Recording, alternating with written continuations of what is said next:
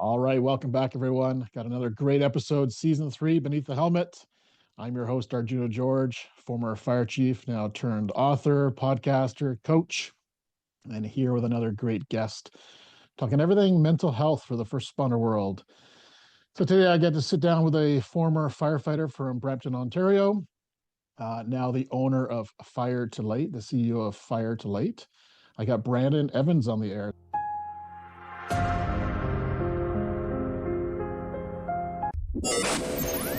It's time to ignite your soul and unlock your full potential.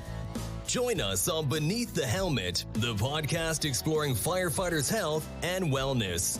Hosted by retired Fire Chief Arjuna George, our podcast is the perfect place to start your journey towards becoming the best version of yourself. So come on, let's join the conversation and find out what sets your soul on fire. So welcome to the show, Brandon. Awesome. Thanks for being here. I appreciate it. Awesome. And where are you tuning in from today? I am tuning in from Costa Rica today. Yes, beautiful. I love it. Love it. So Brandon, tell our listener a little bit about who Brandon is, kind of your background of what brought you into the fire service, but also I think you're one of the few, including myself, who decided to leave the fire service, maybe before our time per se. The classic time of reaching age limit of retirement, right? Yeah, that's an interesting one. Yeah. So it's funny because when I called OMERS, right, about dealing with the pension, all that kind of stuff, the lady was like, "You can't retire." I'm like, "Well, I'm retiring." She's like, "But you're too young." I'm like, "Well, is there like an age limit? Like, what does that mean?" She's like, "No, I guess." I don't know. So it was a whole interesting thing with you. Often. You don't see it that often, right? But yeah, no, like my journey starts back, I think like most firefighters when I was a kid, right? Like there was some really like prominent influence in my life from my best friend as a child growing up, whose father was a firefighter.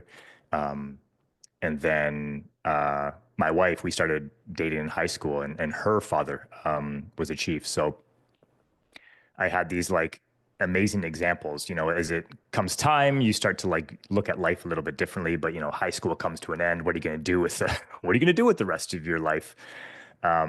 These two like role models, these guys, they always came home and they like loved their job. I was like, oh, like these are two adults, the few of the adults in my life that like they're happy about what they're doing. Like they like work. They don't seem overly stressed out. They speak really highly about their jobs. And I wasn't, the best at academia when I was in high school. I liked working with my hands. And so it was kind of like an easy avenue of like, oh, I'll just try to go down this path and become a firefighter. And I did. So that was like really, it was incredible once it started, and you start doing the training. It was the first time for me where I really excelled in academia because I was focusing on something that I really enjoyed doing. Parts of it just became like second nature. Like throwing ladders on roofs and slugging hose and all. Like I could work. I was a workhorse. I could do those things and start applying building construction and all that kind of stuff. And so it was a bit of a journey to get hired on. When I came out of college, there weren't a lot of departments in Ontario that were doing hirings. So I got into construction as a contractor, working for someone else, eventually working for myself. And then wanted to gain some experience. So I actually went out your way to British Columbia and I got involved with a contractor out there and spent a season doing wildland firefighting, which was amazing. And that just kind of opened my eyes. That was the first time that I'd really kind of stepped outside my box of where I lived and just exposure to life outside of Ontario. As a kid, we didn't travel around too much. I shouldn't say that. We traveled a lot in Ontario playing hockey. I got 4 brothers. We all played rep hockey. So there was a lot of like, traveling on the 401, going to hockey games. But there were 4 of us, that was, you go day by day and do the best you can. And so after that season of forest firefighting, I happened to have some friends who were traveling internationally. And so I maybe took a bit of an unconventional route, but I got a 1-year work visa in New Zealand. And and I took off. I went to New Zealand for what was supposed to be a year. I spent 4 months there, and then I ended up backpacking for 18 months around the world. Went to all kinds of places, did all kinds of things. And when I came back from that experience, I dove head on into getting hired in the fire department. And so I knew there was a recruitment that was coming up in Brampton, and I just kind of put those feelers out as many places as I could over the next 12 months. And yeah, I mean, the rest speaks for itself. Got hired and kind of got sucked into that whole first responder firefighter life.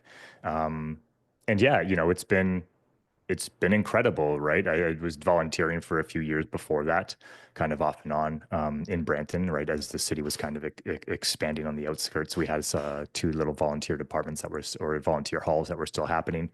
They're no longer because of urban sprawl. And yeah, it just one thing led to the next. I mean, you spent this career. I was 11 years in Brampton, and now I'm here in Costa Rica. So there's some space in between that, Yes. obviously. Yes. But it just you never know how life is going to unfold. And so keep the story short. For right now, that's where we are. We ended up in Costa Rica. I did end up retiring from the service. And there was a lot of factors at play in that. It wasn't just I need to get out of here, not by any stretch. I deeply miss it, and I really loved being a firefighter. It was a great job, and I'm really excited about the work that I'm doing now. This excites me. It keeps me going day after day. Um, the life of an entrepreneur isn't exactly all desirable for lots of reasons. Um, but it's working. It's working for our family, which is most important. I got two young kids, a 12-year-old, she just turned 12, and an 8-year-old. And so, they are the focal point of our life. And so that was the key decision in us staying down here. So I'd come down on a leave of absence. So moving through COVID, there was a lot of things that happened. And I got to a point where I reached out to my deputy and asked or I let him know that I was working on this project, which transformed into Fire to Light, creating preventative fitness programs for the fire service. So he was really supportive of the work that I was doing. And he said, "What do you need from me?" I said, "Well, if you could could I get any time off? Even an unpaid leave would be great." I didn't want it to be attached to the department because I knew there'd be a lot of red tape that I didn't kind of want in the way. And anyways, there was a corporate policy, and I got 12 months off. I didn't expect it. I was like, okay. And so once I got the leave of absence, my wife and I just kind of looked at each other and we said, "Hey, do you want to go do that thing that we'd always talked about doing?" There was a number of factors and ways that we could, support ourselves for that year off. And and so we just took advantage of it and we said, "Yeah, let's go and do it." And so Costa Rica was just like was supposed to be the first stop on a trip, and kind of see how things would go and see how things would evolve, how the kids would react and respond to kind of traveling abroad. And 2.5 years later, we're still here. So Incredible. I truly get the sense you are living life. You're not letting life slide by. You are living life fully. Would that summarize you correctly, or? yeah, I think so. I think like anyone, it kind of depends on the day. Like we Yeah. live in paradise. It presents its own challenges as anywhere else does. But I get to do a lot of incredible things. I mean, it's different and there's a lot of incredible things in Canada as well. We've been spending the summers back there. We're back in Canada about 3 months a year. Just family, summers on the lake, that kind of stuff, right? Um, but no, life is good. It's like you never know what's going to happen, or how you're going to get to certain places. So like this was a dream for us. And going through COVID, uh, my wife and I had owned and operated a CrossFit gym. We opened it 18 months before COVID started, and it was closed for over 2 years in Ontario, and we ended up closing that gym. So that business was struck incredibly hard during COVID. There's a lot of financial disruption because of that. We lost a lot of money. And it was just like it was hell going through that. Open, close, open, close, open, close. It was a bit of a nightmare. And so trying to manage that on top of having the kids basically home for 2 years. My son was just in kindergarten. My daughter was in grade 2 or grade 3 at the time. That was challenging enough. Being a first responder during COVID was challenging. Every time you go into a call, you got to suit up, hazmat suit on just to go in for a medical, your average medical call. Um, and there was an event, right? Like we responded to a house fire in December of 2020. Another lockdown was about to just be announced. It would have been the second or third at that point. And this was like everyone knew it was going to be the longest one that we had gone through yet, and we just had 4 or 5 months of this first lockdown where nobody knew what was happening. And it was a homicide. We extracted this woman from a house fire. I was part of that team. So you come out, you got someone else's skin, right? Body parts all over yourself. And I came home and I exploded. It was the cherry on top of the cake for me that kind of pushed me over the edge. I found myself, yelling, screaming, swearing, and I physically pushed my 4-year-old to the ground. And it was my wife looked at me and she was like, "You need help?" And I was like, "Yeah, I do need help." And so for me, it was like I got back on the train, right? Like the next day, I called a therapist, I booked a neurolinguistic programming session, booked a breathwork session, and I took a very deep dive over the next 12 months into that healing journey of what that would mean, which that helped me make this great big huge decision in my life at that point to close the gym, to go to back on a lease that I had signed. I still had 2 years left on the lease almost, with a massive national corporation. And so there was all this fear of like, am I going to get sued? Am I going to do this? When like the clarity came around, like this thing needs to go. Financially, it's been absolutely destroyed. It's not worth putting any more money into it right now. And I just knew in my heart that I needed to move on from it, not knowing what the next steps were going to be. And so we made that decision. And I just started observing, my life and what I had done. I started observing what was happening at the fire hall. There was a lot of people who were going off, right? The vaccine, no vaccine was a big issue. And there were a lot of other issues as well that surfaced for a lot of people during COVID. And so there's a lot of questions like, why is so-and-so going off? Why aren't they coming back? How come some people have been off for these extended periods of time? And so I started looking into like, what are we doing? What kind of training have I done in the mental health space for firefighters? And I looked at myself, whereas I did not go off on a leave of absence for trauma related, right? I went through my own battles with critical incident stress, but I was never on an official PTSD leave, if you will. I was never diagnosed. There was a few days that I took, and my district chief was really supportive of me for that. But I realized like I had a toolbox full of tools. Like this wasn't something that was new to me. Therapy wasn't new to me. Doing the work wasn't necessarily new. It was something that I'd been introduced to many, many years ago.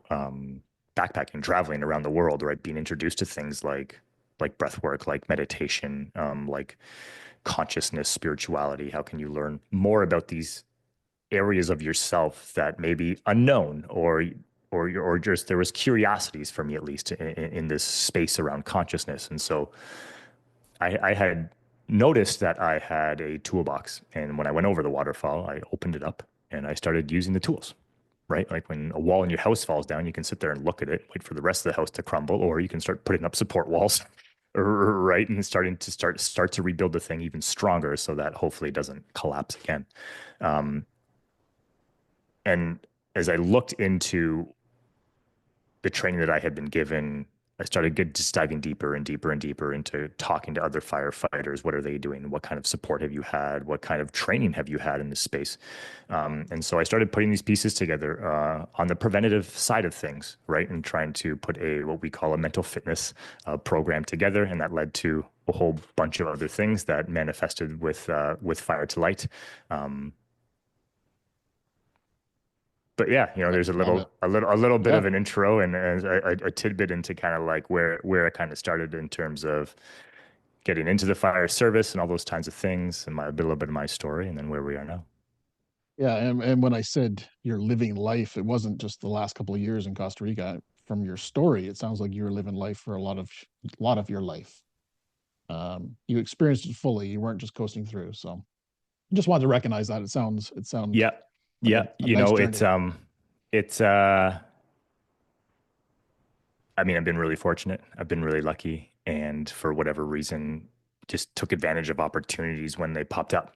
Right. And there was a lot of like diving into the unknown, like there was, it's interesting because there's like portions of this time where, so for an example, I was in Egypt and it was one of the, like, I was so down. I was just kind of done. It's an incredible place. It's bucket list. Check it off. I'm there riding the camel around the pyramids. Like it's absolutely incredible. But in that moment when I was there, I was homesick. I just wanted to go home. That's all I wanted to do. I'd been months and months and months out in the world doing, experiencing things. And to your point, like that's life sometimes, right? That's outliving life. What's been interesting is that journey, for example, like I was supposed to be working in New Zealand for a year. That was my plan. That didn't happen. I worked there for 3 months, but that didn't happen. And so it was this like, I don't know, just like learning how to step into the unknown.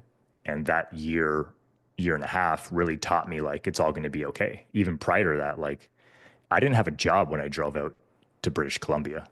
I had a list of contractors. I applied with the province, didn't get on, especially being out of province. And so I called all these contractors. They're like, well, if you ain't here, we can't really hire you. So I packed up my pickup truck and I drove out. And I said, okay, I'm here. Found a place to live, tried to get a scope as where the best place would be. And eventually one of them said, yeah, I'll give you a job. And that was it. And so going traveling and backpacking, you get involved in this world where you can do almost whatever you want. Like you wake up in the day, there was no agenda, there was no plan. And that might mean you're booking a plane trip to another country. And you were talking like backpacker budget, right? Like not spending all kinds of things. This isn't extravagant, spending thousands and thousands of dollars. Like I lived off of less than $14,000 for 18 months. It wasn't like big extravagant travels, right? You're living off a backpack roughly 15 years ago. And so it's this like you start to learn about taking risks and about the ability that like it's going to be okay, and you don't know what's going to happen, and that's okay. We think we know what's going to happen in life day to day to day, but it's not always the case. And so it I mean, it definitely helped make this decision to relocate our family to Central America a lot easier. Like we had reps in that space, and it wasn't just about the job. It wasn't just about a pension. It wasn't just about a paycheck. It wasn't just about the money and the benefits. Like all those things are amazing.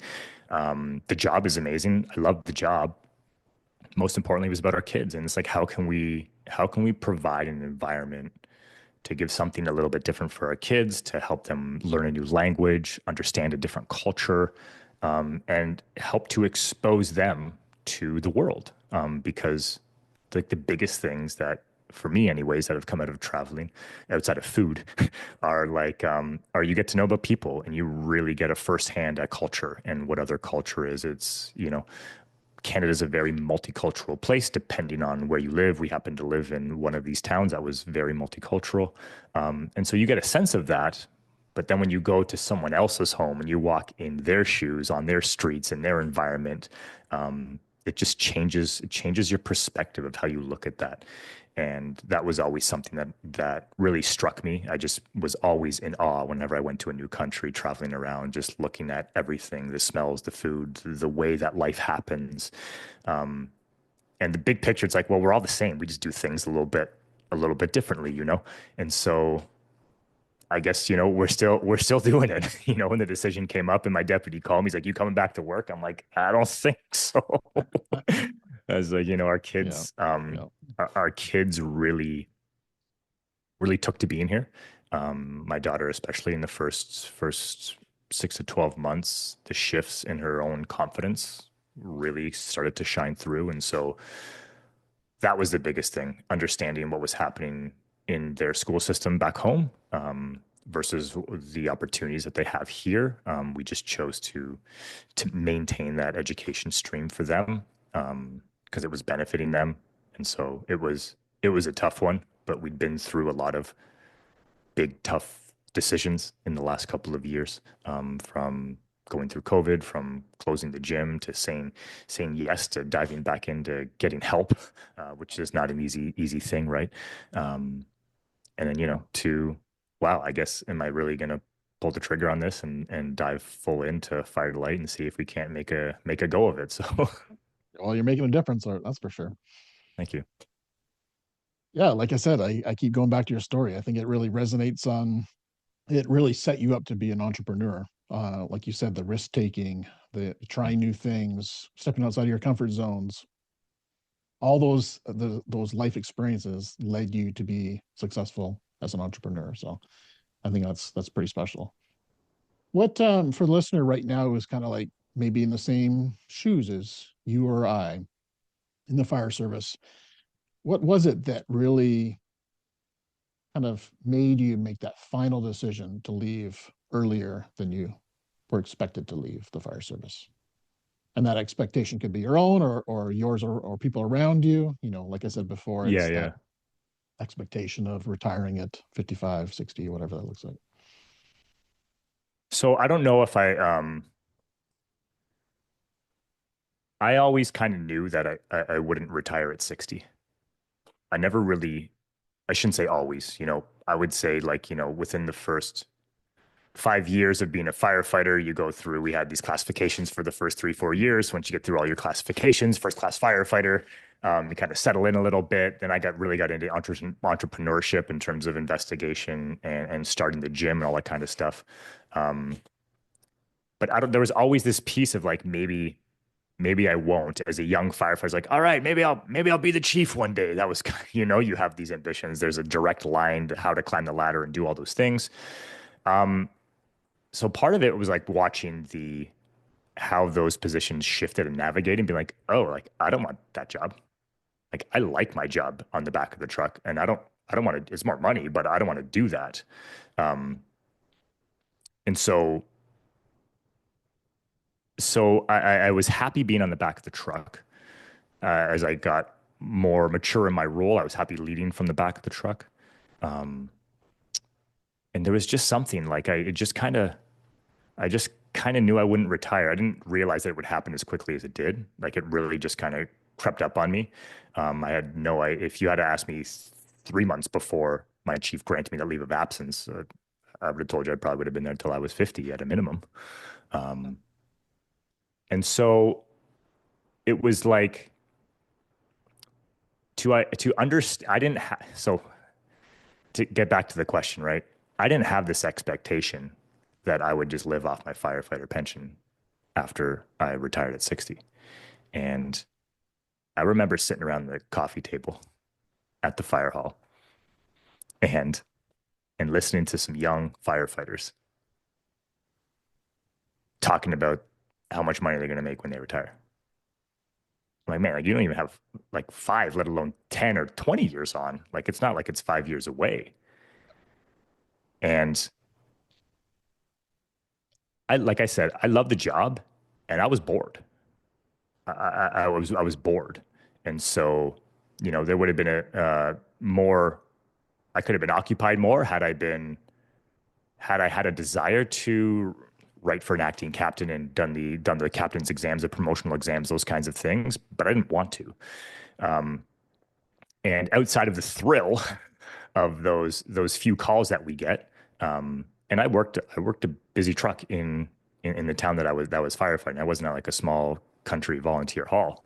The calls were great when you had them, but they were still few and far between. Like you're going to mainly medical calls, right? Difficulty breathing, which is all good.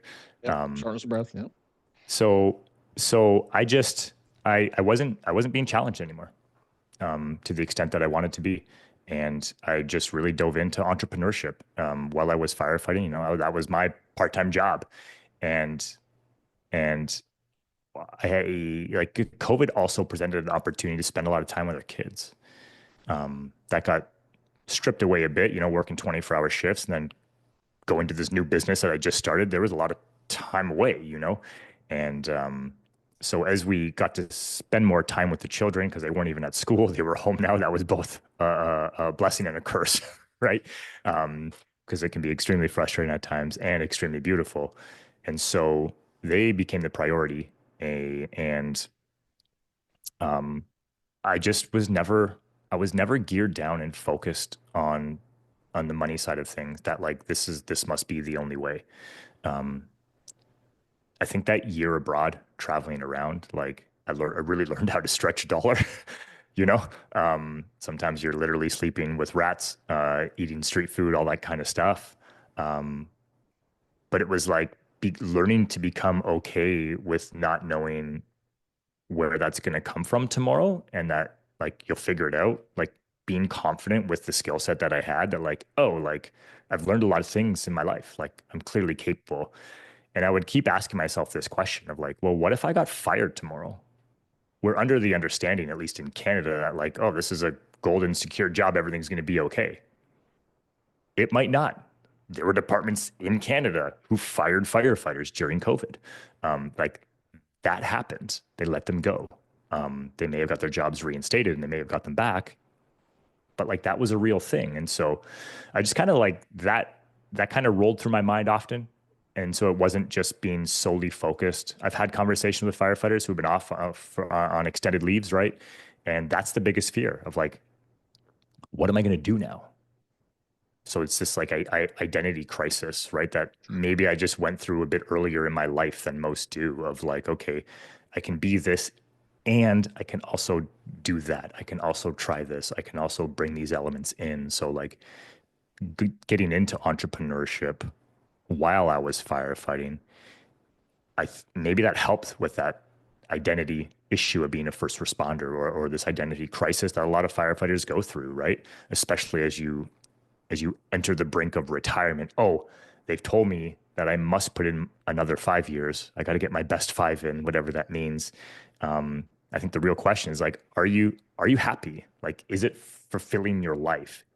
Is this still the greatest job in the world for you? Because I think it's arguable that any job can be the greatest job in the world. And there was a huge chunk of time where firefighting for me was the greatest job in the world. And there were other times where it sucked. And I think that most firefighters could agree with that. Like there's some really shitty days. And sometimes it's okay to be the one to get up and go back to that environment because you know that you can deal with it and manage it. Or maybe that's just a perception. And I think that's okay. You know, it's okay. It's okay that it might not be the right job for you anymore. And I think there's a lot of individuals who get trapped, right? They get, and they might be off. So they might not actually be doing the job because you're off on a leave. And so you don't have this greatest job in the world anymore. It wasn't what you thought it would be for you. And now you're actually doing a disservice to yourself by just staying there because you're collecting it because you don't know what to do next. And so it's like, there's a means to deal with things, you know, when we're injured for whatever reason. And that's amazing that those things exist and those systems are in place and they're needed for a chunk of time. And how is it serving you? Or is it serving you? So I think, you know, my advice would be to like try and be as honest as you can with yourself and really question it, right? Like if you got fired today, would you be able to figure out your financial situation tomorrow? The answer would probably be yes. You might not know what that looks like. You might not know what it's going to be or where it's going to come from, but are you capable? I would agree that you are. And so, you know, I don't know if those are questions that a lot of us ask ourselves, right? Some get excited about the idea of retiring, and you know, suicide is a huge issue with retirees. All kinds of diseases are issues with retirees. There's a lot of things that happen after we retire, especially if there's no plan in place. And so a lot of us, the plan is like, I'm just going to drink margaritas on the beach, whether it's at the cottage or whatever that's going to be. but we're so used to like showing up to the same place with the same people in a comfortable environment with what really is a select few who actually understand our life, right? Who understand the totality of what it means to be a firefighter that people on the outside don't understand because they haven't worn the boots. They don't get it. And that becomes it can become a challenge when you're now left alone without those people in this place of retirement, without something to occupy your time. And so, there's some that do retirement amazing. They're crushing it. And Very few. there's a Very few. there yeah, there's a lot that are like, I think there's a lot more firefighters of any rank who are just waiting to retire. I only got 5 years left. Like 5 years is a long time, man. That's a long Totally agree. time. 100% It's a agree. long time. So I don't know And I if I think a couple fully of the answered the words question there for you, but oh yeah, no, that's great. I think just for the listener listening right now, just to hear it, another experience of somebody, mm, being okay to leave the fire service, because I think that's the message, right? It's okay to leave if it's not for you. right, And I think that was the key words that you used was for you. right. Best job in the world for you. Easiest job in the world for you. Whatever that looks like, but it's for Yep, you, right? So yep. beautiful, love it. So going into fire to light. Well, first of all, fire, pretty self-explanatory. What's the light part of your name of this company, this business? That it's the name came together pretty quick for me Oh, when you're getting in those early stages, but it's you're moving because you got to go through the shit. That's it if you want to get to the other side. And so that's the light. The light is the other side. It's you know, and you there's climb a a mountain, there's going to be spiritual sound to it. Is that correct? yeah, Would you say that? Yeah. there's a bit of a spiritual ring to it, It obviously speaks to the industry with the fire right there. Um but that's it. It's like, our health journey exists for all of us in all capacities. And I don't think that you can escape the mental or psychological side of that in any capacity. We all have good days. We all have bad days. Sometimes the bad days seem to roll on. Sometimes the good days seem to roll on, and all those things are real. And we all have things from time to time that we struggle with. Some of those things we're really good at managing. Other things we're not. Um, I don't think it's like a secret. Like there's mental health things happening for first responders in the fire service, things happening globally. It's not the first time we've heard of a mental health crisis happening. Um, and maybe it's more of like an awareness and in this level of understanding is rising as we start to look at these things differently that may have been suppressed at a communal level in the past, right? And so, yeah, Fire to Light is just about like it's just like fighting a fire, right? Face those things head on. A lot of fires happen at night. And when the sun breaks in the morning, sometimes there might look like you just went through hell because the fire is so Yeah. burnt, Yeah. right? And if you had one of those lucky calls where you're able to make a save, um, like that's those are really powerful moments in our lives, and there's not a lot of them. There's few of them. Um, some people never get that experience, but when you do, it's magic, man, right? Like, and so like that's the light. It's like when you overcome something in your life that you didn't know if you could overcome, and you see shifts for yourself. Those are great, big, huge moments, right? For someone else, it might not be, but for you, that's a great, big, huge win, achievement moment, Um, and so that's it. There's a lot of fear around and stigma around mental health and thinking that everyone's just trying to get us to sit in a circle, kumbaya, and share our deepest, darkest secrets. And I don't even know what they are, let alone needing to share them with some stranger or my friends who may turn that around on me in this fear of being made fun of or whatever that thing might be. Um, but the interesting part of that is like, when people do share their vulnerabilities and they become comfortable sharing their story and they do share those pieces, people usually listen and they become inspired by it in some capacity. And so it's about like learning what that means for each of us and how do we tap into different areas of ourself that maybe we didn't even know existed before so that we can become better. In the fire service, every day is about training to be better, learning from past experiences, taking new steps, and mastering the basics, doing the things over and over again so that it becomes muscle memory, but then not forgetting about it, still doing it, still pumping water off the truck, still hitting a hydrant, even though you've been on for 25 years, like embedding those things into the culture. And so yeah, man, that's the light. It's just, it's learning to, create, I don't know what words we want to use, right? We throw resilience around quite often in the fire service, right? We need to be more resilient, be more resilient. And there's some of it for sure, but like, I'm like, how do I become more resilient? You're telling me to be more resilient, but how do I, how do I do that?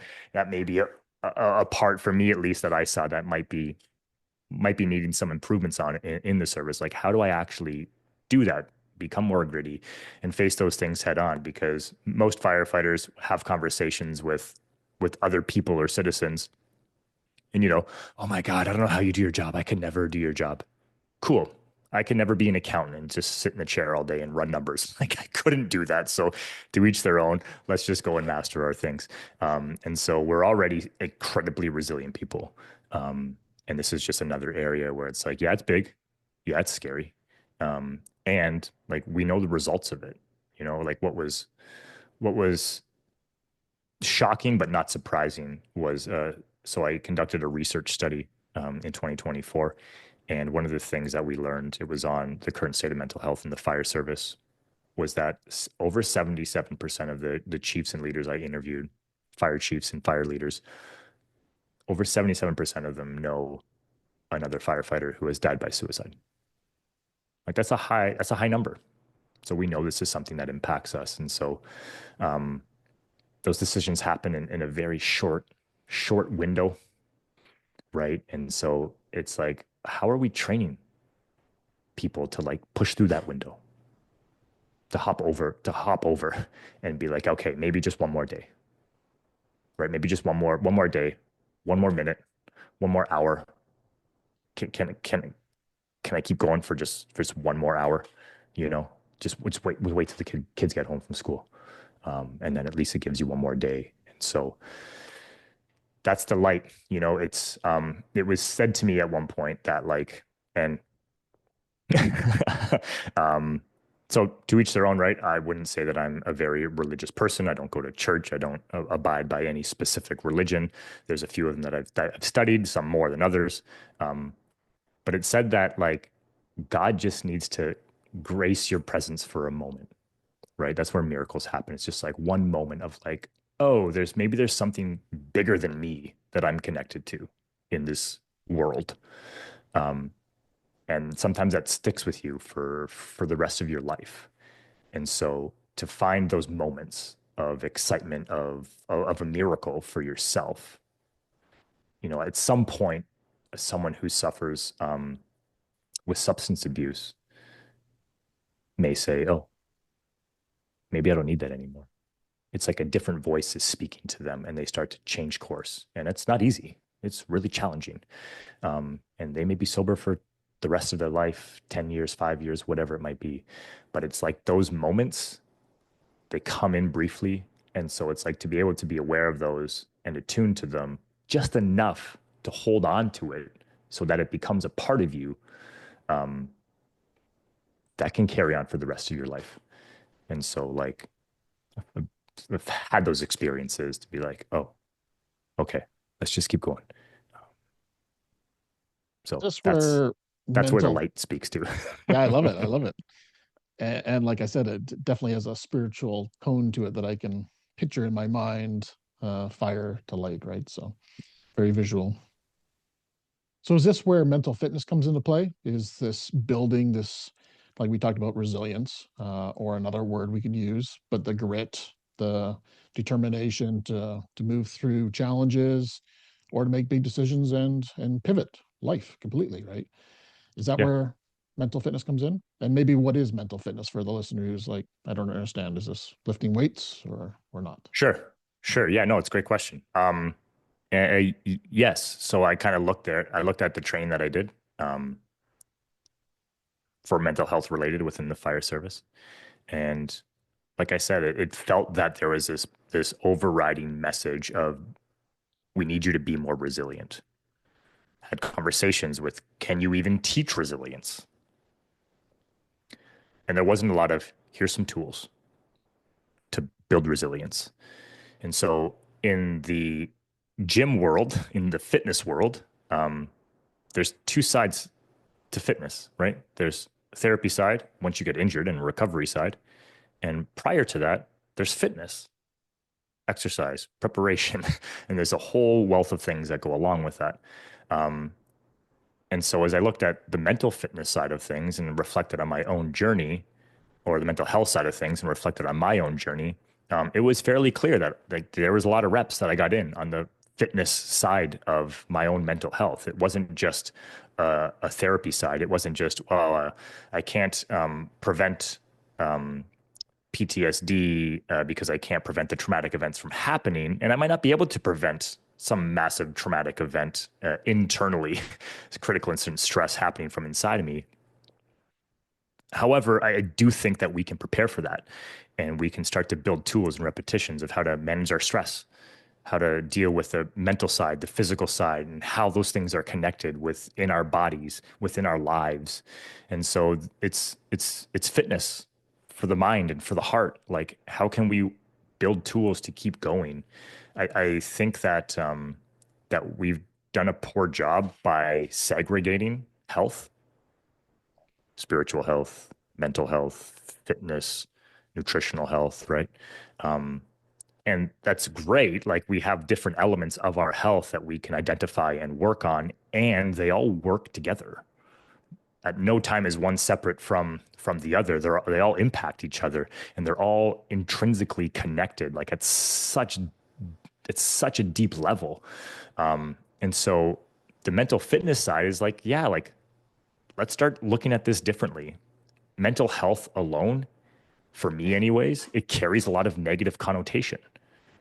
Just think back to our own childhood and like what that meant when someone said, "Oh, mental health issues, go to get institutionalized," like all these things because of, you know, we weren't there yet. We didn't understand enough about it yet. And now, like, we know there's a lot of tools that we can use, whether it's through nutrition, whether it's through physical exercise, whether it's through meditation or breath work or journaling, affirmations, the way that we think, changing the way that we think, changing our behaviors, all of these types of things that can benefit our life.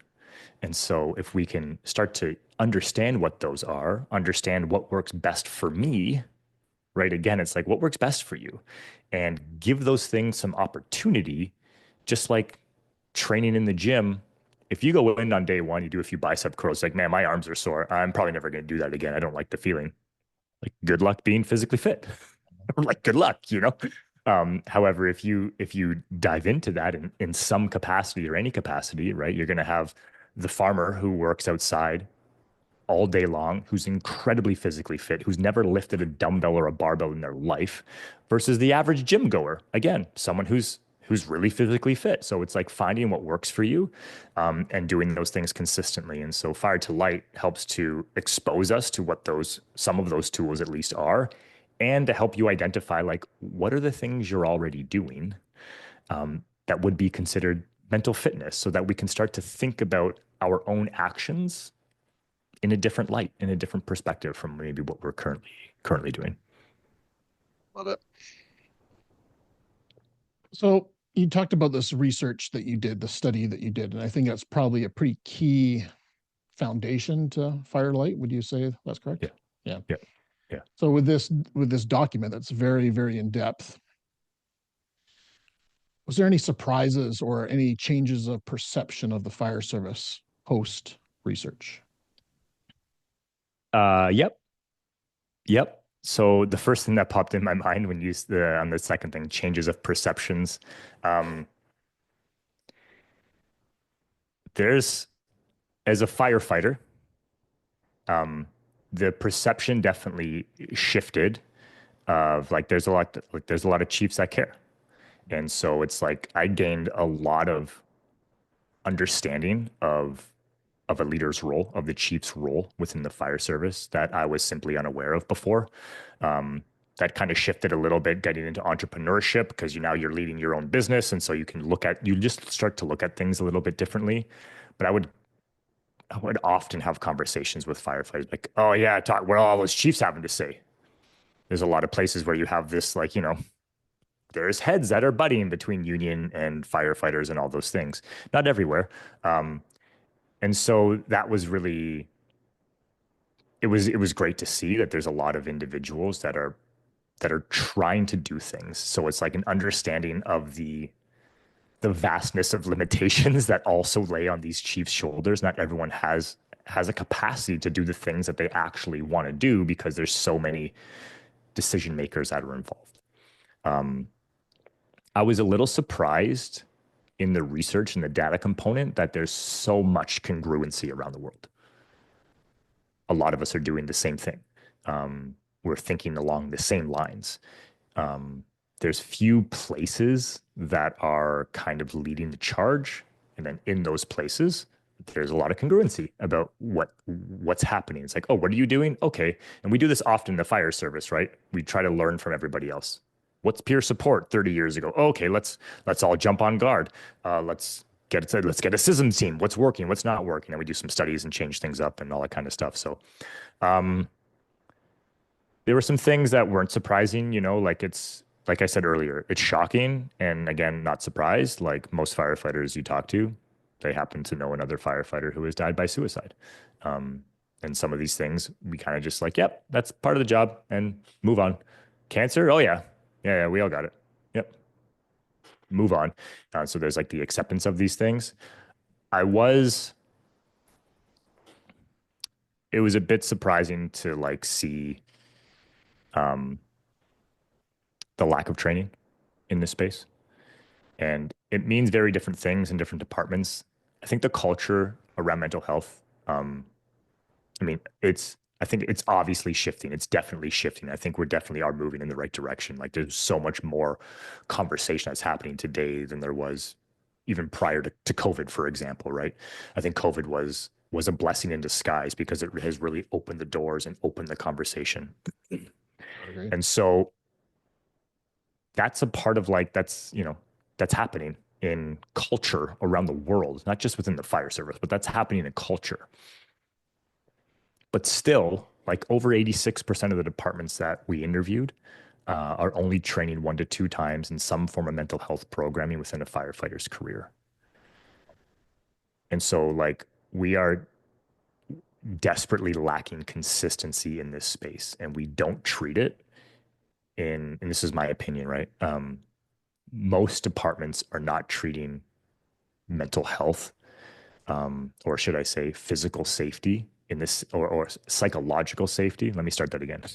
Most departments do not treat psychological safety in the same capacity that we do physical safety. Sure. Yep. Right. 100%. And I don't think that that's necessarily anyone's fault.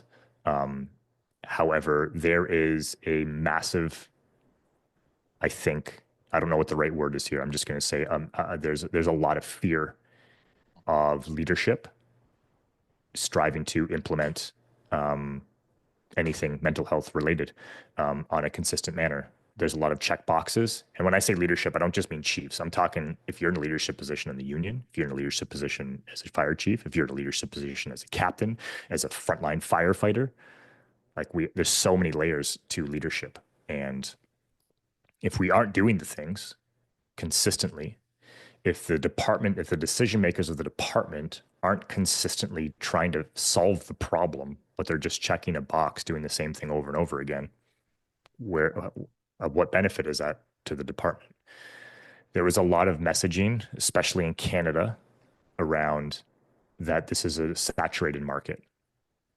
And I've heard that from a few chiefs. Oh yeah, the mental health space really saturated. We get phone calls all the day from people trying to sell us programs and different education and these things. But one of the questions we asked in the interview was, what are you doing? How are you training? and they all had used the same programs. Like there's two prominent ones in Canada, right? So they all used the same programs. Most departments had used both over the course of 10 or 12 years, one and then the other. So I don't know where that long list of the saturation of all those other things are. Like, no one's using them. There's no Not, change. there's no change in my eyes, anyways. There's been no change. So I shouldn't say no change, but you get where I'm going, right? Yeah. And so that was really, I thought that was really interesting. And like chiefs were I found them to be very honest and open, right? And there were some chiefs who were like, to be honest with you, I don't know how to spend taxpayers' money on something that I don't know if it's going to work or not. So that was an interesting answer. And okay, maybe you're right. What was interesting was that the departments that had really comprehensive programs and whose at least leaders spoke to the fact that their departments were like they were seeing a lot of success in the well-being of their firefighters. They didn't talk like that. They were like, yeah, well, if there's something that we can implement, then we're going to implement it because we understand that might help one person, and we also understand that we might not ever know who that helped. That person might not even know that course changed the whole direction of their life because of one thing they heard, participated in, whatever. And so when the organizational leadership led with their hearts and implemented consistent methods, they saw positive change and shifts. Yeah, unfortunately, from what I've seen being in the fire chief world, is those ones that lead by the heart are also the ones that have to leave the fire service due to being basically beaten up mentally.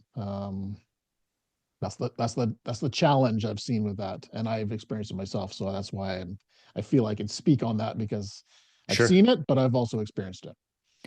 I mean, like I said earlier, like there's a lot of chiefs that their hands are tied. They can't just do things. There's examples of chiefs who literally put their job on the line and spent the money without asking for it. And they're like, I guess I'll fight it afterwards, but it's already here. So tough. So it takes grit, right? Like it takes a set. And that like trust is a huge thing for firefighters. When the firefighters see the chief go to bat for them, man, that opens doors. I would agree. Yeah. It really opens doors. And, some maybe don't know how to do that. It's a big decision, right? To put your job and your career on the line for something that you believe in. And it sounds really easy to do, but the reality of that isn't as such. You have your own family, you have your own kids going to college, you have your own bills to pay for. Like there's a whole, it's not a simple, easy thing. They're the places that really seem to be leading the charge, like full transparency, like there's kind of a unicorn effect where you have like at least support from some council. You have a leader in place that's like willing to do it. And they've got a team, and that might be a deputy. It might be a peer support lead who is like willing to take this thing by the horns and just run with it. And so they have people who are all moving the charge forward. And that was big. It was small. It just comes in different places. Usually, it's after a catastrophic injury. It's after a catastrophic event that change happens. And, this is what we do. Yep. That's major human right? Civilization right there. That's it, Yeah. Yep. And so, yeah. There's been a lot that like the research was phenomenal. I knew what I knew from my small little window in my position as a firefighter. And so the idea was to get a perspective from leadership of what's happening in mental health within the fire service. And it wasn't intended to be an international research study. It was just like, I'll try to interview 20 or 25 chiefs in Canada, probably mostly in Ontario, and see what happens from there. Next thing you know, I got over 100 chiefs on 5 different continents. Awesome. And we learned a lot. So, it's all like valuable information, right? Part of it's like, what you know. And so like the reality of mental health in the fire service is like, now you as a chief need to become a mental health expert and help your firefighters and figure out how to find money that doesn't exist for that thing now. Go. That's the reality of it. Or at least be the ambassador and find somebody who can do that. Yeah, Right. 100%. Right.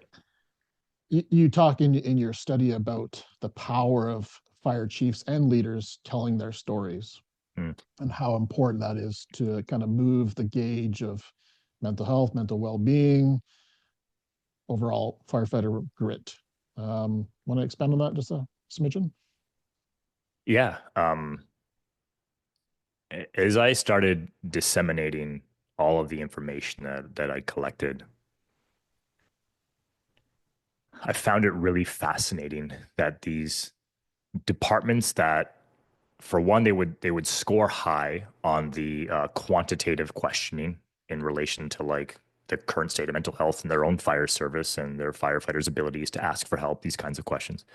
And then their answers to the qualitative questions, like I said, they were very heart led. They led with their hearts. They were very open. They were very human oriented versus being very policy driven, or we need to find the best attendance management program because there's too many firefighters who are cheating the system, and we got to work on slowing that down. Once we figure that out, then we should be good.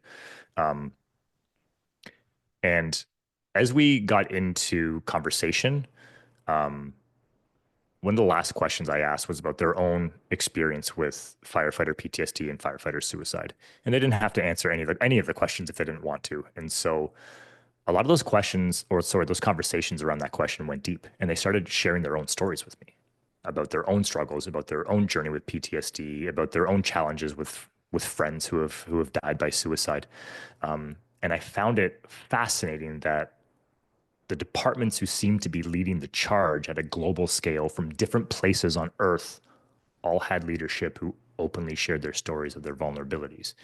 And most of them would express that they weren't just doing that with me, but there was this level of importance of them going into the fire station to talk to their chiefs. And sometimes this was of the largest departments in the world, not just like these small volunteer departments, but like chiefs of major cities in the States, like 3 and 4 largest departments in the US, still frequently going into the fire station to have conversations because the belief is that's where lives are saved, at the kitchen table. And so this element of storytelling kind of came up. And then, my father-in-law was a platoon chief, and he was like, guys loved him. He was a little quirky. He was a little different. He did things kind of his own way. But one of the things he did really well was wear his heart on his sleeve. And he was very open about his story, about the things he'd gone through. He pulled 4 kids out of a house fire on my wife's 9th or 10th birthday one year. He also ran combat, and their team won worlds a number of times. And they would go through therapy was something that he was exposed to. Again, this was before firefighting, right? Drafted into the CFL training camp, blew out both your shoulder and your knee with one hit, no more professional football career. And so the healing side of things, both physical and psychological, were very prominent for him. And so, I mean, that's an example, right? But going through the research, it's like, oh, here's other reasons. So here's a person who I know who had this high regard within the fire service. People loved him. He started the fitness and wellness program in his department. And when I looked at all the other leaders of these departments and organizations, it was fascinating to learn that storytelling had such a powerful influence on our lives. So then I consulted with a storytelling expert, like, why is this? Like, why does this matter? And she's like, well, we already do it. It's contagious, right? You walk into the fire station and say, hey, we just went fishing this weekend. We just went hunting. Look at, and everyone starts telling their fishing stories, their hunting stories, whatever it might be. And so when we start sharing different sides of ourselves, it's another way for us to connect to people, right? And it becomes contagious, and then people start asking questions. And so when you are able to identify those individuals within the fire station, for example, who have learned how to share their story and have become in acceptance of their own to be able to do that, it usually shifts a crew, shifts a whole department sometimes, depending on how the story's told, right? So it was a fascinating discovery. Wasn't one that I was looking for or paid any attention to. That just kind of surfaced, and I really think it's one of the most important things that we can do is just learn to tell our own story. And this is like it's so much bigger than that. Like it's so much bigger than just saying, oh yeah, well, this is my experience with therapy or whatever. Like it's so connected to all of us and all the things that we do, and helps us to see different parts of ourselves. Right? Like I share my story. For me, it's selfish.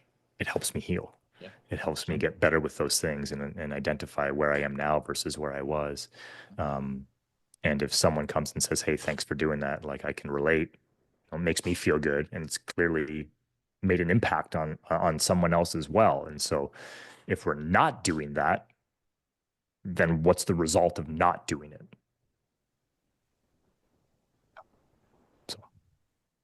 Super powerful, because I truly believe that our leadership, I think they're finding their voice, but it's been mostly the rank and file firefighters who have been sharing their stories, especially around the mental well-being arena, right? So, and I think one of the biggest elements is building trust with your membership through storytelling, being vulnerable. And you noted in your research that trust was a huge barrier to maybe advancing our mental health programs and efficiency and effectiveness. So for the fire chief who's listening right now, how can maybe they think of vulnerability or being open with their crews or the world as a weakness? How would you reframe that instead to make it safe for that fire chief or that leader to be open, vulnerable, and tell stories? Yeah, I think I think it's really interesting, because to become a chief and a leader within the fire service, um, there's a lot of fear associated with that. There's a lot of things that you have to do that make you uncomfortable, that are challenging, that you need to take risk, even if it's taking time away from your family to study for exams to get a master's degree. There's so much associated with that. You may enjoy it, and there's a lot of risks that most others in your position aren't taking. When you go to the fire, there's a lot of risk. You get comfortable being there, right? So it's just another phase of your life that you need to get comfortable being uncomfortable with. That's all that it is. And it's, to me, it's a no-brainer. It's like you being as a leader took the role to lead, right? And along with that usually is about helping people, not just yourself, but others. And so if you have this capacity to help others in a specific way, why wouldn't you do it? And it's the understanding that it's going to be challenging, it's going to be hard, and it's going to be incredibly rewarding. Incredibly rewarding. Like there might be a lot of chiefs that get to that position and be like, oh, I got here. Now, now, now what do I do? Like it's not what you thought it might have been, right? Because there's a lot of challenges there. And it might also be incredibly rewarding when you get up there and you make a shift and you make a change. And when someone comes up to you and says, hey man, like thanks, like that's it. Like maybe you were put here just to change one person's life, to save one person's life, not everybody's, but just one. And maybe that's your own, right? So I would say, like I don't like sugarcoating things. Like it's hard. It's really hard. It's probably the hardest thing It's probably the hardest thing you might ever go through. But once you go through it, whew, now you have this arsenal, right? You got this massive playbook that you didn't have before in a whole other area of your life. And it's going to change everything, change your entire leadership style. It changes how you're led, changes how people perceive you, changes how you walk, how you talk, how you act, how you feel. It changes everything in a positive manner. So, my advice is like, you're used to doing hard things. That's it. Every day of your life, you're doing something challenging. You're taking a risk and you're doing something hard. You are built for it. Literally, you're built to do it. Was there any correlation in your study about the happiness or the wellness, the well-being of fire leaders who lead with their heart? Did that ever pop up? Those who led with their heart versus those who didn't. Were they in a better position mentally, physically, spiritually? I can't say honestly in a specific manner like that. No. My Never popped up perception as is my perception is yes, just overall, just based on the energy and the conversations that I had with these people. There was no indicators there to determine that from one to the next. But I would say that it's an indicator for sure. For sure. I mean, the more same maybe a gut feeling almost that you had. Sure. Yeah. If I had to put a gut feeling on it, yeah, that's a good word. Excuse me. They had a happier demeanor. They were excited about what they were doing. They spoke from a positive perspective. It didn't mean they were maybe telling me negative things about what they were or weren't doing. And didn't mean that individual, maybe they didn't have a massively comprehensive program in place or hundreds of thousands or millions of dollars a year to run something. But they were happy and excited. They were open to sharing. They were honest with how they were sharing those things. And they spoke about their firefighters from like this perspective of humanity and really caring. Whereas others would more speak to, I guess, like the limitations that were in place. So an example would be like a department had a policy in place where like once you're in insurance hands, we're hands off. We're not allowed to contact that individual. It's up until the insurance tells them that they can return to work. But these chiefs be like, well, okay, and I know you. And so I'm going to write you a handwritten letter and I'm going to send you a nice message, even though I'm not supposed to do that. It was like little things like that. These little sentimental things that actually, I think, turned out to be great, big, huge. I'm so happy to hear that change, that evolution we're starting to see in the fire service. Because, like I said, not a lot of fire leaders. I know a lot of fire leaders who lead with their heart, but they don't necessarily share that part of them with the world, right? So, yeah. So, Brandon, as we come to a close, what would be maybe a question that I haven't asked you that you really need to share with the world to really make an impact? Some final words.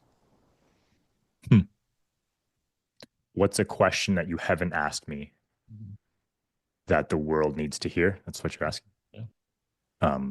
It's a good question. Maybe like something self-reflective is like what's kind of like popping in, like, how do I know I'll be okay? Wow. Like. So, Brandon, how over these years of everything you've learned, the skills, the wisdom, how do you know that everything will be okay for you? Because it always has been. And it doesn't like always that seem answer. like that. Yeah. But like that answer keeps coming up. I still ask myself all the time. There's still lots of things that I struggle with, and some of them are old, some of them are new.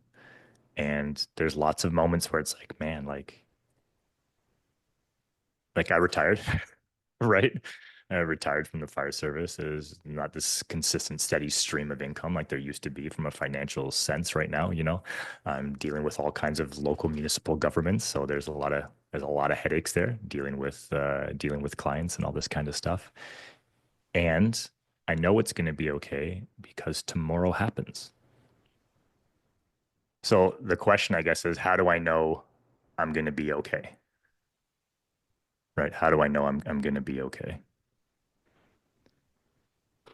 Um, with my experience, looking back, because sometimes that's like I've found that to be the best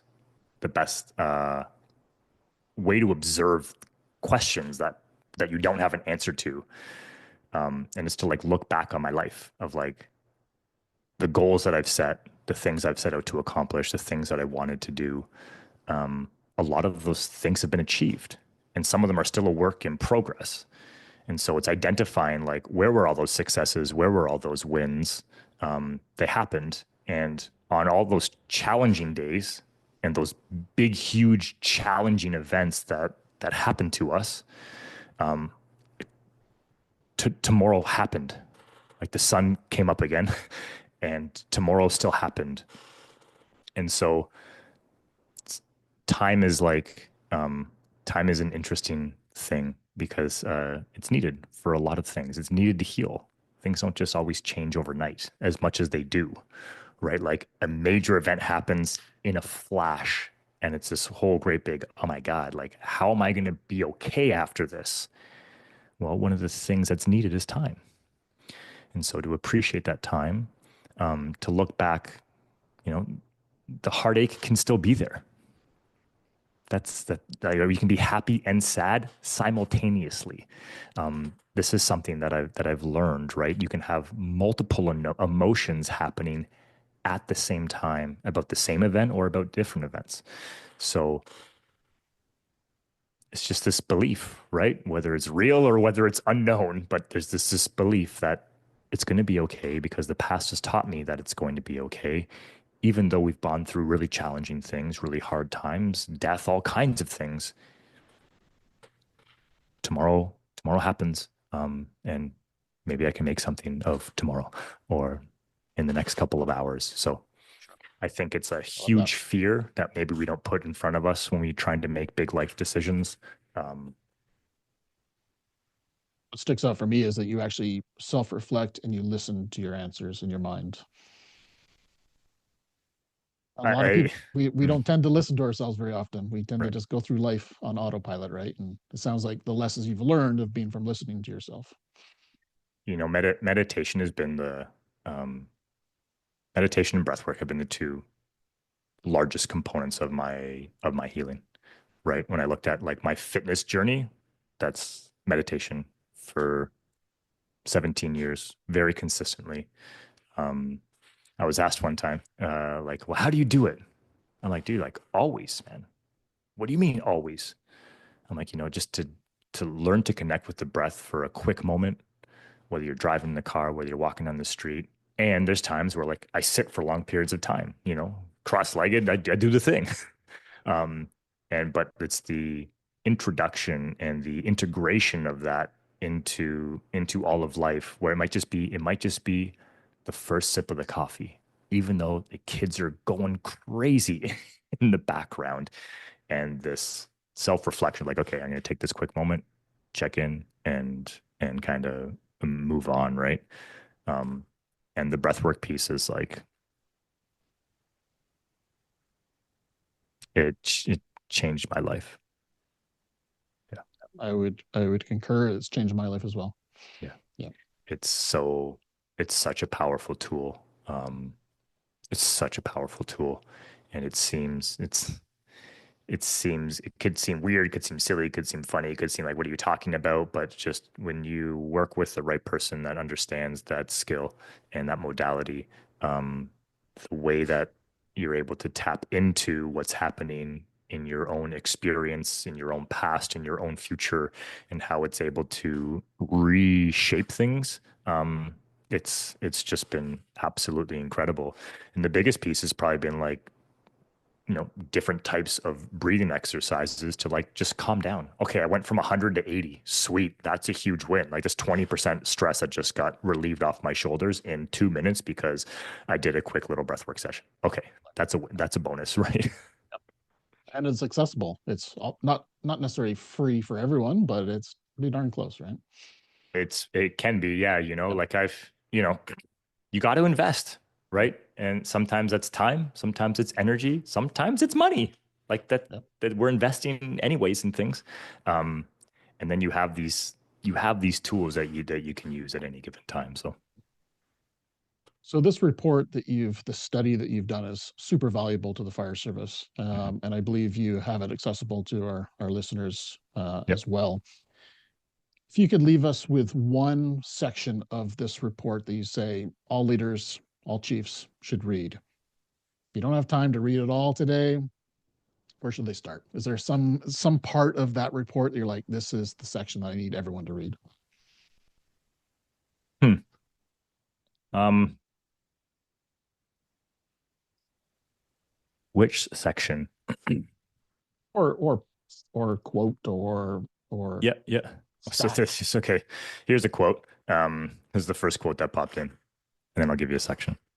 There's a quote that popped in from a chief who said, "Overtime is corrosive because once it starts, it becomes perpetual and next to impossible to stop." And so there's a piece in the research around overtime as it relates to humanity and how we treat firefighters. Um,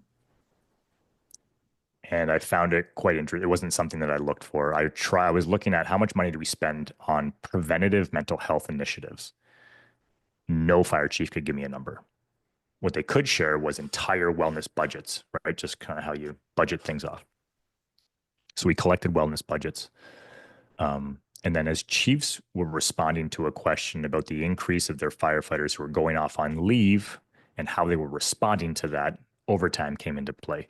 And a couple of chiefs early on started sharing what their overtime budget was for the year and what they would spend on overtime. So I started collecting that information and I found it fascinating.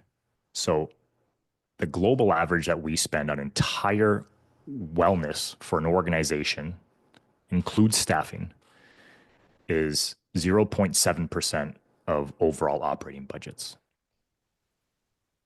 We spend roughly 3.8% on average globally on overtime. So we spend 438% more on overtime than we do on entire wellness for our organization. And so that was a really interesting piece to dive into, especially when you look at, well, what's the impact of overtime on your health? Physical health, your mental health, your spiritual health, your psychological health, all of those things. Like sleep deprivation is a thing. We're working more and more. Most departments mentioned that they're seeing an increase of call volume happening. We're going to more calls, so there's higher potential for more exposure to traumatic events, which increases our risk of psychological injury. Where most departments are seeing psychological injury starting to surpass that of musculoskeletal injury for the reason that firefighters are going off on leave. So there was all these like health indicators that like, wow, like overtime isn't good. And most departments are not getting extra budget to fill the gaps of firefighters who have been off for extended periods of leave. So when you're off for 2 to 5 years, for example, plus, they're not they're not hiring someone to replace you. They're just leveraging overtime. And so I learned a lot about overtime. There's many different ways to tie that shoe. There's a lot of mandatory overtime lists that look like voluntary lists and vice versa. So like they're not all the same and they all act differently. In some departments, it flows really beautifully and there's a lot of autonomy for the firefighter, and others have just straight up mandatory overtime lists. Like one of the largest departments in the world, the language they use around their department's overtime when you get placed on the mandatory overtime list is, oh, you're the hostage today. That's the language we're using. You're the hostage. We got you. There's nothing you can do about it. And what was said to me was like, like these firefighters they're not happy with this. It's like they can't plan vacations. They can't plan to go to their missing kids events, school events, sports events, all the things, because it's like, no, you're in 100%. Like you got to come. So it's a fascinating piece when we look at humanity versus overtime. And I think it's something for every single fire chief to at least be aware of, right? These issues aren't happening in every single fire department. That's true, but they are happening in a lot of fire departments. Like we saw an example of one fire department who overspent on their overtime budget in a single year by over 1,400%. You're telling me there's no money for mental health or wellness initiatives at the beginning of the year, but all of a sudden we spent all this extra money because we have to have people on the truck? Which in turn is making our firefighters not as well now mentally or spiritually. And so we're in a cycle now, right? And this is the corrosive part of that initial quote. This is why this chief had mentioned like firefighting is corrosive. So now post-COVID, you had all these firefighters who are off on leave. You have a chunk of firefighters who worked overtime for 2 to 3 years. Guess who's burnt out now? Guess who's done working for those firefighters who still aren't back? Oh, and I'm just like, how do I say this? Doesn't matter. In the province of Ontario, and I don't know if this is true for all departments, but I 100% know it's true for some departments, you actually make more money when you're off on leave than you do sitting in the back of the fire truck. So there's less incentive for you to actually go back to work. It's more incentive for you to just stay being off. All right. So it's like, not a good stat to finish. are we helping? Well, like this is the reality, right? Are we helping or are we hurting? Yeah. Are we helping or are we hurting, right? And how are we helping to get these firefighters back? And if we put ourselves in a position to say, oh, it's off of our shoulders, it's on somebody else's, what are we doing about that? Just accepting it and moving forward and going to beg for more money? And what about the person who's off? Like, what about the people? There's people here. People's lives are on the line. That's what I always go back to. I always go back to the people. Yeah. Yeah. So I'm glad you brought that up, because that overtime was part of my questions in the back of my mind, because that was a number, that 438, I think it was, percentage. Yeah. That was, when I was reading the report, that stuck out to me. I was like, wow.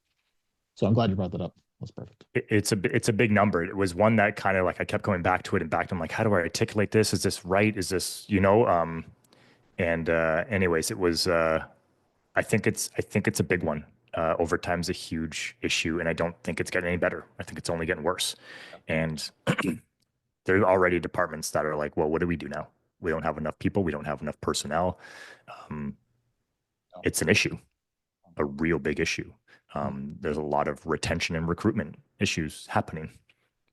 Yeah. It used to be just the volunteer fire service, and now it's the career fire services seeing that retention issue as well. Yeah. Right? So it's a major concern. And I mean, if we're only looking at one side of health and not the other side, there's a piece that I learned in CrossFit, right? And it was this health continuum. So on one side, you have 0% health, is basically death. And the other side, you have 100% health, someone who's really healthy. And they put the middle line up, right? It was this semicircle. In the middle is your 50%, right? The further you are away from that 100%, when you get injured, it makes it exponentially more challenging to get back there. And to get there, that doesn't solely rely on therapy and being reactive to an injury. To get there takes preventative work and effort. That's what it takes to become more healthy every single day. It takes consistency, it takes determination, and it takes departments at a leadership level making decisions to actually prioritize health and wellness within the fire department. And so wellness, mental health specifically right now is stuck on, this is my own opinion, it's stuck on, do we make it mandatory or do we make it voluntary? And I believe that the way that we're looking at that currently is simply from a therapeutic lens. We are not looking at that from a fitness lens, because we don't talk that language at any other modality of firefighting that we train. We don't talk about fire suppression. We don't talk about hazmat. We don't talk about technical rescue, auto extrication. We don't talk about mandatory or voluntary. We do it because for our safety, for the safety of our citizens, because it's a requirement of our job. we have all the statistics and research and data out there about the psychological injury side of our job also. And so why haven't we prioritized this yet? Some departments are. Some departments definitely are. But most haven't as much as they think they are. They haven't by any stretch. So we're definitely moving towards it. And I would urge those to like, you got to look at a different lens of our wellness, not just the therapeutic side. We got to look at the fitness side and start upping our game so that they are prepared to fight all of the fires that they come across in their life as a firefighter. Yeah, well, I think the work you're doing and the report, the study that you put out there into the world is making this momentum roll maybe just a little bit faster. So appreciate that. 100%. Thank you. I hope so. Yeah. I hope so. So Brandon, how can people learn more about you? How can they connect with you if they want to? How could they find this report? What would you like to share about that? Yeah. firetolight.org, right? .org. You can learn a lot about us there. You can fill out a little form to get a copy of the report. We're happy to send it off to anyone who is interested in reading more about the report and learning more about these mental fitness training systems that we've created for fire departments. Our goal is to like integrate mental fitness within your department and take out all the thinking away. We have the whole thing established and set up. Slow drip content for you and your fire department. You can hit me up directly, brandon@firetolight.org. That's my personal email. I'm happy to hear from anyone in the fire service, even if it's just a quick drop. Hey, how's it going? From, yeah, we'd love to learn more. You know, we offer free mental health audits of fire departments. We just jump on a Zoom call. We have a list of questions. We ask them about their mental health and wellness programming. What are you doing?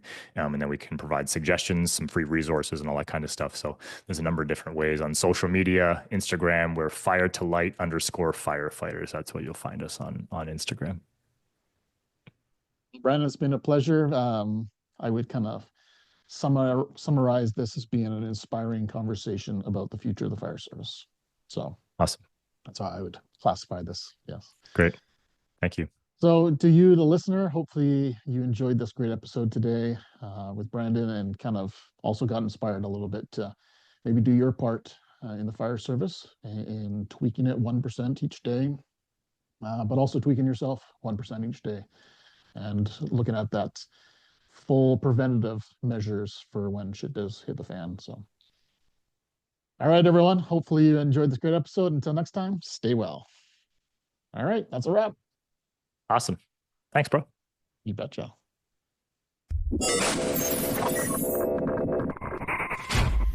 Thank you for tuning in to Beneath the Helmet. We hope that this podcast has provided you with valuable insights into the world of firefighters' health and wellness. Remember, caring for your physical, mental, and spiritual well-being is crucial to achieving optimal performance. Join us next time on Beneath the Helmet for more inspiring conversations. Until then, stay well.